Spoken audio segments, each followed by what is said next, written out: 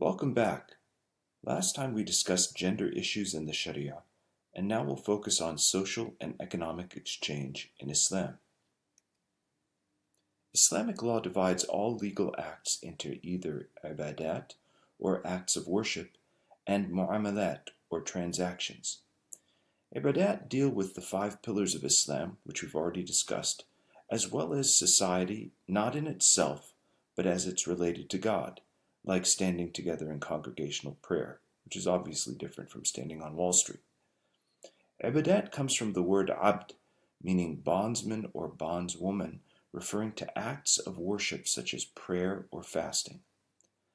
Ibadat encompasses all the obligatory Islamic rites as well as the recommended ones.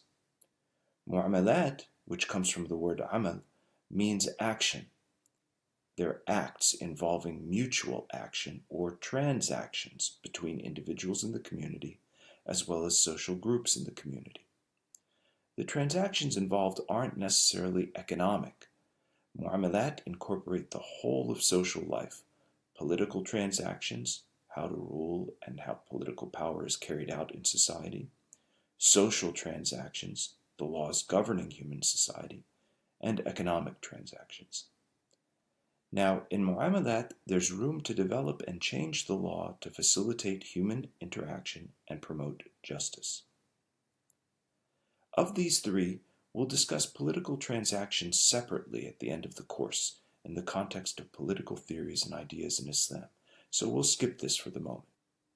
As far as social mu'amalat are concerned, in Islam the layers of societal transactions and responsibilities can be envisioned as concentric circles. At the center is our duty to ourself, to our body, then to our family and extended family, our neighborhood, the region of the world in which we live, the Islamic world, the whole of humanity, and then the whole of creation, which our readings have dealt with extensively. Islamic thinkers start with the body as the first society you have to deal with.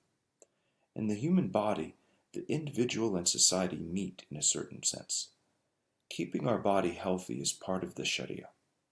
According to Islam, on the Day of Judgment, each part of our body will testify independently of us to God as to what we've done on earth.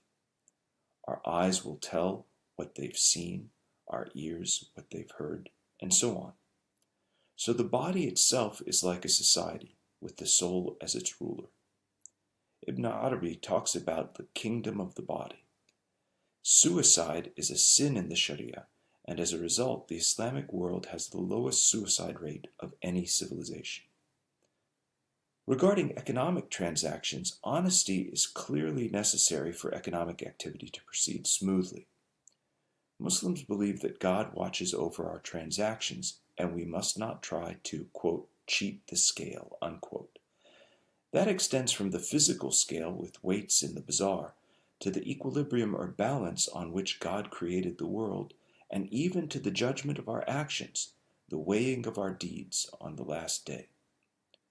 Verses in the Quran and Hadith concerning economic transactions and principles include specific mention of honesty, opposition to greed, and the ownership of all property by God. God gives people the right to private property, but land which is public must be preserved for the use of all. The prompt payment and kind treatment of workers is also necessary. From the Islamic point of view, work involves more than just providing necessary and useful goods and services. It should also enable every one of us to use and thereby perfect our gifts like good stewards, and to do so in service to and cooperation with others, so as to liberate ourselves from our egocentricity, as the renowned economist E.F. Schumacher pointed out. Titus Burckhardt illustrates these three objectives of work in an Islamic context as follows. I knew a comb maker who worked in the street of his guild. He was called Abdulaziz, the bondsman of the Almighty, and always wore a black jalaba, the loose hooded garment with sleeves, and a white turban with a face veil which surrounded his somewhat severe features. He obtained the horn for his combs from ox skulls, which he bought from butchers. He dried the horned skulls at a rented place, removed the horns, opened them lengthwise, and straightened them over a fire, a procedure that had to be done with the greatest care lest they should break. From this raw material he cut combs and turned boxes for antimony, used as an eye decoration, on a simple lathe. He did this by manipulating with his left hand a bow which, wrapped round a spindle, caused the apparatus to rotate. In his right hand he held the knife, and with his foot he pushed against the counterweight. As he worked, he would sing Quranic surahs in a humming tone.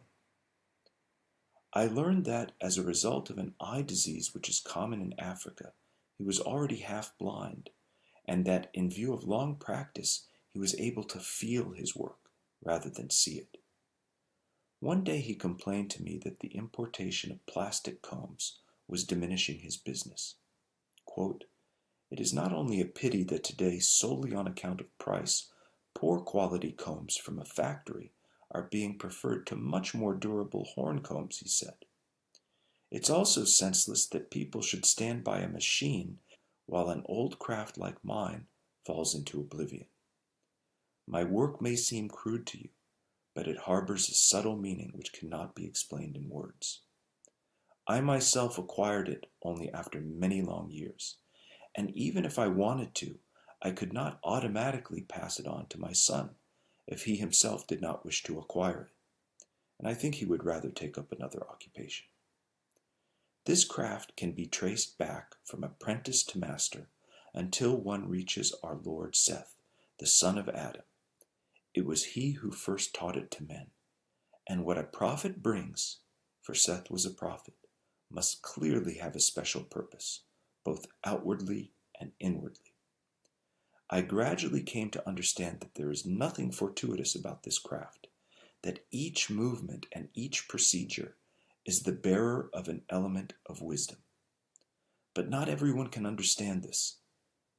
But even if one does not know this, it is still stupid and reprehensible to rob men of the inheritance of prophets, and to put them in front of a machine where, day in and day out, they must perform a meaningless task.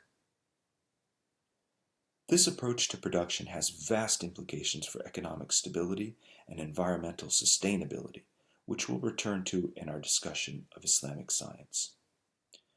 Finally, to ensure a fair transaction in mundane trading, the institution of the muhtasib was established in medieval Islamic countries.